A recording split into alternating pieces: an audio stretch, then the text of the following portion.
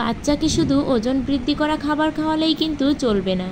এই খাবারের সাথে থাকতে হবে মেধা বিকাশের জন্য পর্যাপ্ত পরিমাণে পুষ্টি।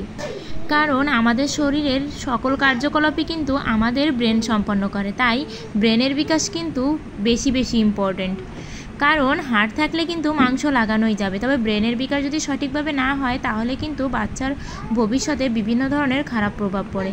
তাই বলবো শুধু বাচ্চাকে মোটা তাজা না করে সবসময় চেষ্টা করবেন বাচ্চাকে যাতে সঠিক পুষ্টিটা দিতে পারেন, যাতে তার মেধা বিকাশটা হয়। তাহলে চলুন বেশি কথা না বলে চলে যাই মূল রেসিপিতে। এই রেসিপির জন্য শুরুতে আমি বাদাম ভেজে নিচ্ছি, আর এই বাদামটাকে আমি খুব ভালো করে ভেজে নিয়ে এর খোসাটা ছাড়িয়ে নেব। এবার আমি দুধটাকে ভালো করে ফুটিয়ে এর ভিতরে দিয়ে দিচ্ছি আধো ভাঙা চাল। এখানে আমি পোলাওয়ের চালটা নিয়েছি, আর এটা আমি ব্লেন্ডারে করে এভাবে গুঁড়ো করে নিয়েছি। আপনারা চাইলে কিন্তু শিলপাটাও এভাবে গুঁড়ো করে নিতে পারেন। এছাড়াও আপনারা গোটা চালটা দিয়ে কিন্তু ভালো করে সিদ্ধ করে পরেও ম্যাশ করে নিতে পারেন। চালের গুঁড়িটা দেওয়ার পর এই চালের গুঁড়িগুলো একটু ফুটতে না ফুটতে আমি এর ভিতরে কিশমিশ দিয়ে দিলাম। কিশমিশও কিন্তু শরীরের জন্য ভীষণ উপকার। আপনারা কিন্তু বাচ্চাদেরকে চাইলেই রাতে কিশমিশ আর বাদাম ভিজিয়ে রেখে সকালে কিন্তু সেটা খাওয়াতে পারেন, এটাও শরীরের জন্য ভীষণ উপকারী।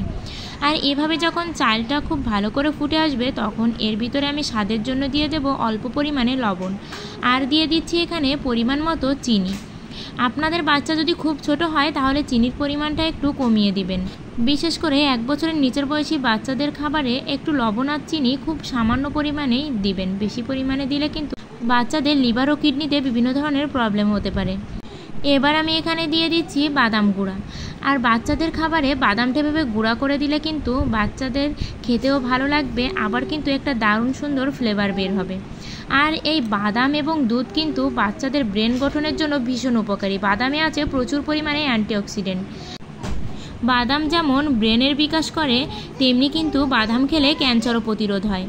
আর এখানে আমার প্রিয় বন্ধুদের বলতে চাই, আমার ভিডিওগুলো ভালো লাগলে অবশ্যই লাইক করে কমেন্টে আপনাদের ব্যক্তিগত মতামত জানাবেন। আর আমার চ্যানেলটি সাবস্ক্রাইব করে পাশের ঘন্টাটি বাজিয়ে অল অপশানে সেট দিয়ে রাখবেন।